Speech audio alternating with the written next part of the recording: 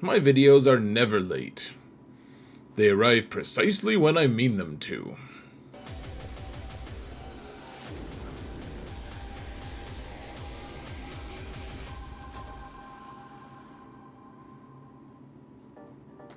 Hello everyone, and welcome to another episode of Zareth Prevails. Welcome to Hell Week, where I'm finally releasing this Conquest video. I know I normally put it out a few days before the Conquest season starts, but let's talk about how to unlock Ezra Exile without using Galactic Legends or new teams. There's a lot of really easy feats to do. I know a lot of people are complaining about some of the feats, but you can skip a lot, still unlock him. We'll do it the lazy way. It's gonna be a good time, folks. Hand in hand with Conquest, of course, comes Datacrons. I know that not everyone's going to farm them, but if you wanted to, here's the shopping list. You guys can find the infographic for that on my Discord server in the channel that's labeled infographics. So find the video description, go to the link, and you should be able to find it. And it's free, guys. Be the hero your guild needs. And the heroes that I needed, folks, are my patrons. You guys are amazing. Thank you so much for your support, guys. I couldn't do this without you. I really couldn't. And guys, finally, let's mount the algorithm, shall we? Sounds like a plan to me.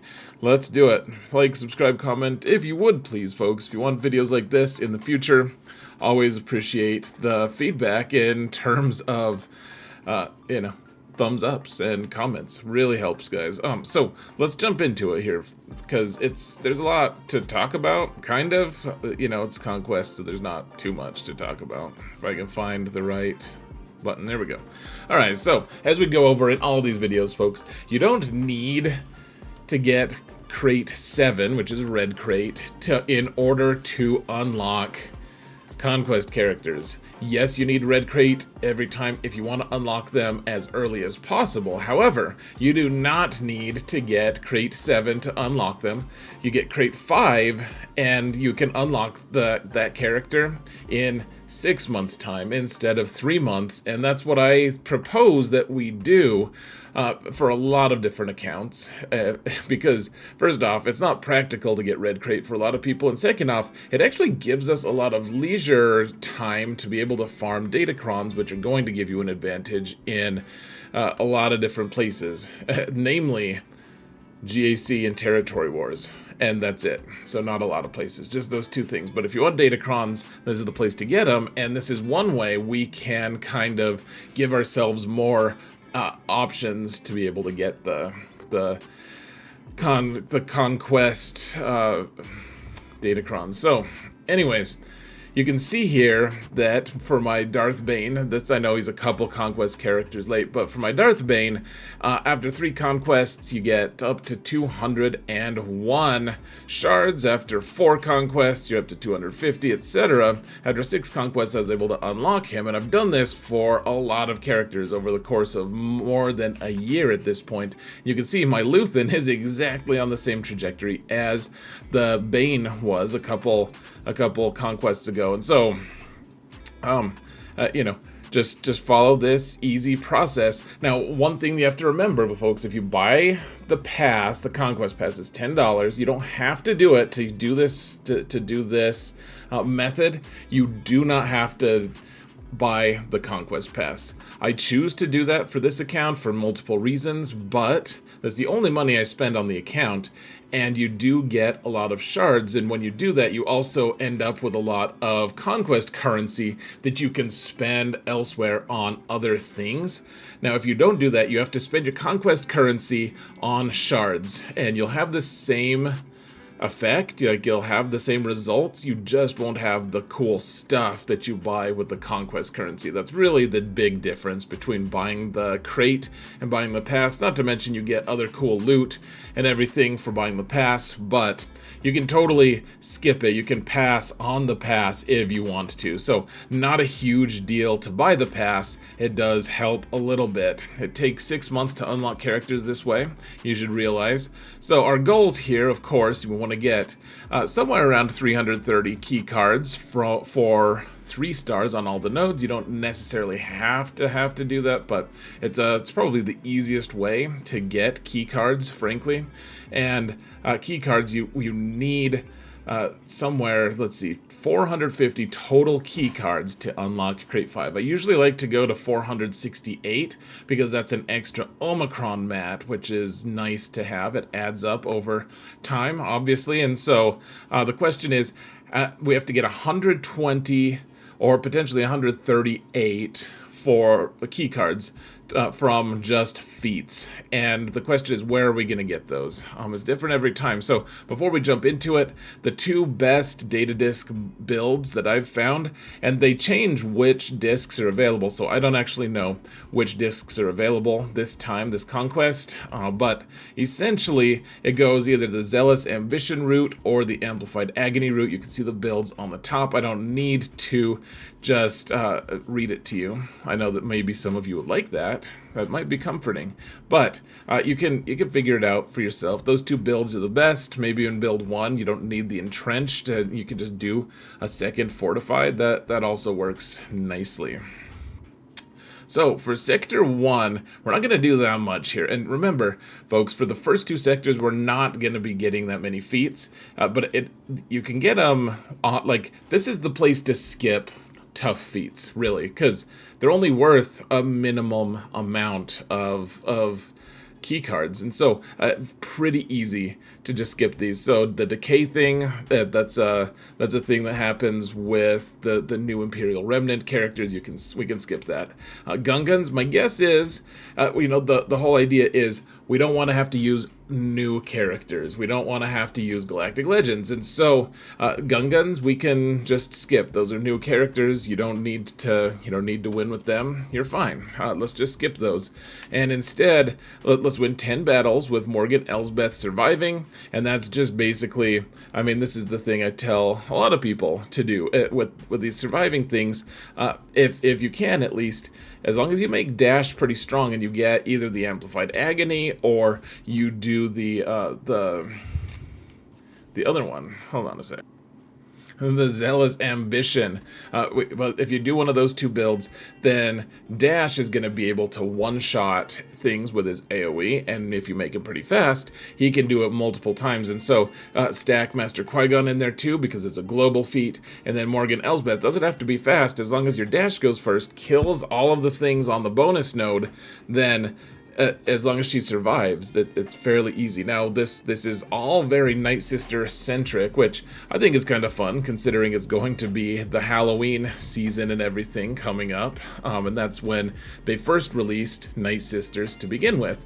But otherwise, this one is pretty easy to get the wins with Morgan Elsbeth surviving.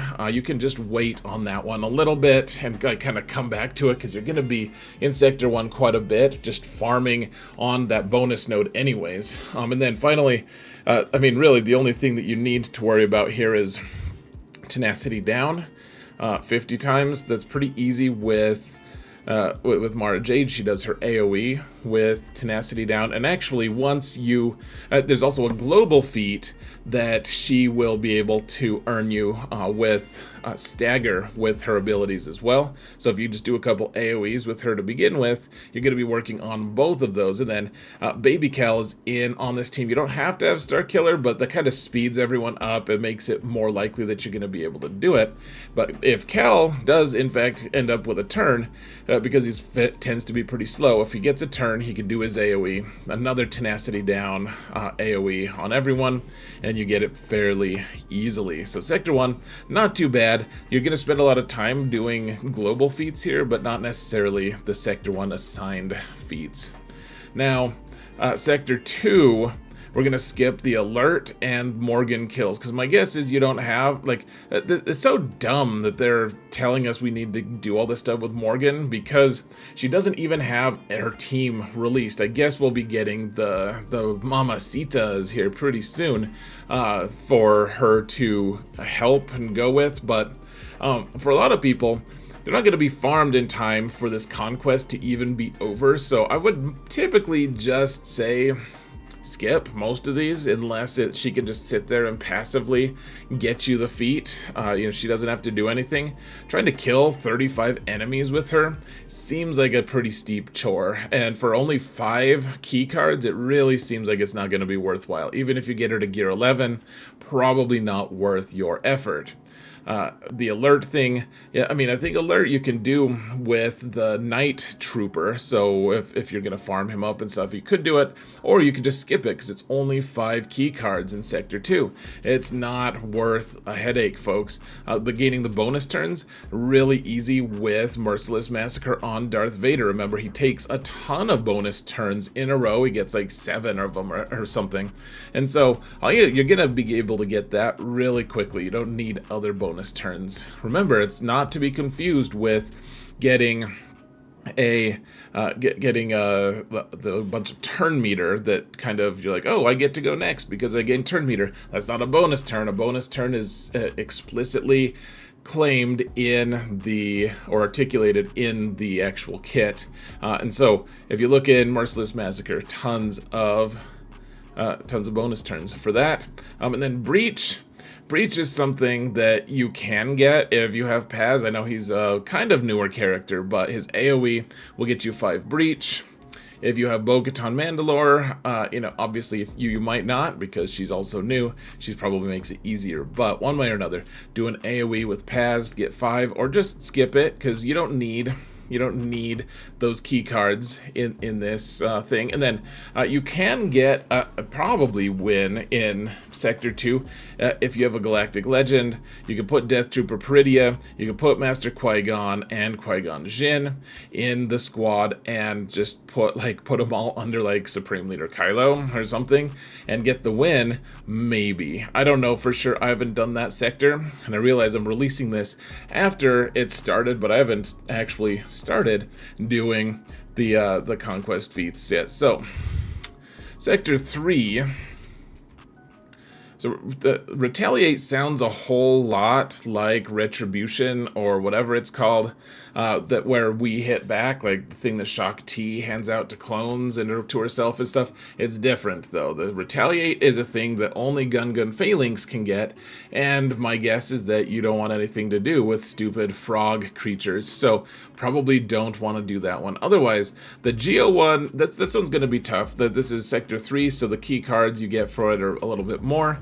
And I don't know what the focus is, what the deal is with their obsession with Geos. They're not good in Conquest, they just get kind of pummeled, but if you can get wins with them, then congratulations, I guess you can do it. I think I might end up doing it, we'll see. You just need to make someone on that team kind of fast, or maybe you can just use a bunch of consumables that you accumulate from doing all of your feats and everything. That's the one I would skip if I had to skip one on this one. Otherwise, you can do the trick on the mini boss with the Galactic Legend as well, with Captain Enoch and Morgan Elsbeth.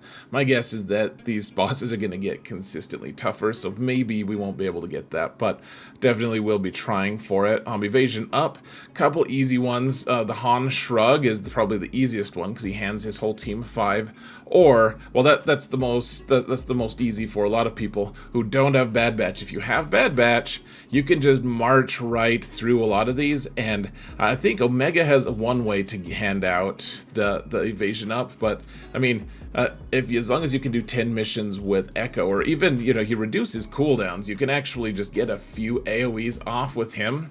Then every time he does an AoE, one of the things he hands out is evasion up to his friends. So you can do that. Acolyte surviving, pretty easy. Just take out from your regular Night Sister squad and put Acolyte in.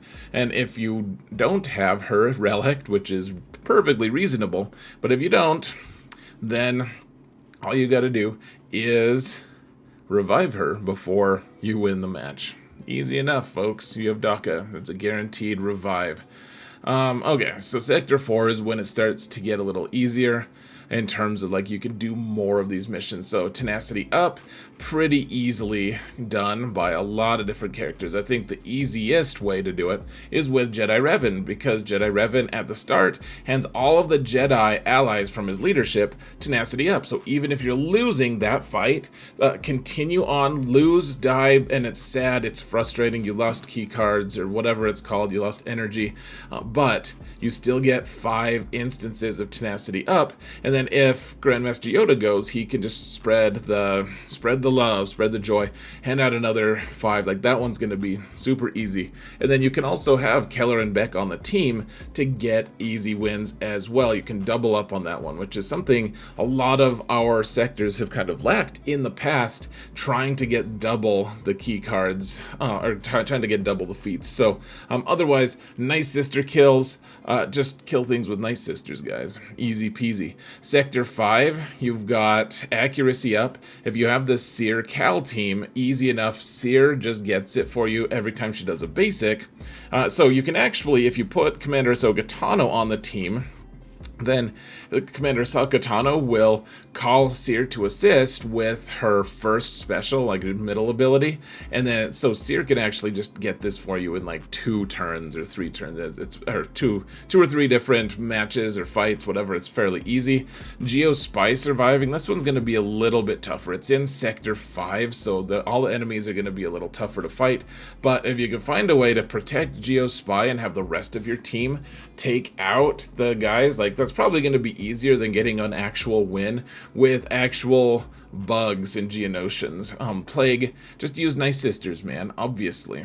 In terms of global feats, we can actually do almost all of them, folks. It's crazy. 77 is the most I think I've seen to be able to easily get without using a galactic legend. So challenge path, that one's fairly obvious. And then win battles with nice sisters. We've already probably earned that just by doing all the other feats. But then doing the stagger thing, just have Mara Jade throw her stagger bomb out. So she'll do her tenacity up or tenacity down thing. She'll do her stagger bomb, and you'll get that one fairly easily. And then we'll skip the remnants one because probably haven't worked on any of the remnant. I certainly haven't on my smaller account. And then 4 gun guns with your squad. We did this last time, folks. You just do the same dash trick I was telling you about for Sector 1. Pretty easy. And then Master Qui-Gon surviving, you probably already have that because you can do it at the same time as the Morgan Elsbeth wins. So pretty easy, guys. The total that we'll get if we do all of the ones that I've checkmarked, and I realize it's not going to be accessible for everyone, but 232 is what we could for all the check marks. We only needed 120. So, I mean, like, you can just drop 100 key cards worth of stuff that you can't do and still get Crate 5. It's fairly easy, guys. And then you'll get your character a little later, but it's not too bad. It's not too bad. It's worth the wait, in my opinion, without having to give ourselves a big headache waiting and trying to get these other things. Trying to get Red Crate and rushing these characters. I certainly won't be able to use this Ezra for a while anyways. Like, you want him to unlock right when Ahsoka is, when you unlock Ahsoka, since he's like the lifter unit for her. So if you're not going to get her right away, which, I mean, not even my main account will get her right away, then unlocking Ezra is like, well, that's neat, I guess. That's fine. So as far as Datacron farming goes, folks, just follow these instructions, I guess. I have the infographic on my server. Farm the new crons on Sector 1 node. Farm upgrade mats from Sector 4 until you have too many Mark 3s. Then start farming on Sector 3 to get the Mark 2s. And that's about it. I mean, take a screenshot of this so that you have a good picture of my face. But the biggest thing would be just making sure that you have, follow these principles. Do 3 refreshes every day. Even if you're done with getting the crate, just do 3 refreshes a day. And I'm actually going to put out another video on how to farm Datacrons without spending a bunch of money. because a lot of people have asked for that. So I'll be doing that for my smaller account just to demonstrate it's very possible to get a robust collection of Datacrons without spending dollars at all, or crystals for that matter. So stay tuned for that. That'll be a little bit later in the Conquest season, I think. But anyways, folks, this is it. Thank you so much for watching. Enjoy Hell Week the best you can. Thank you all once again so much for watching. And remember that in all things, Zareth prevails. And I hope so do you, folks. Take care.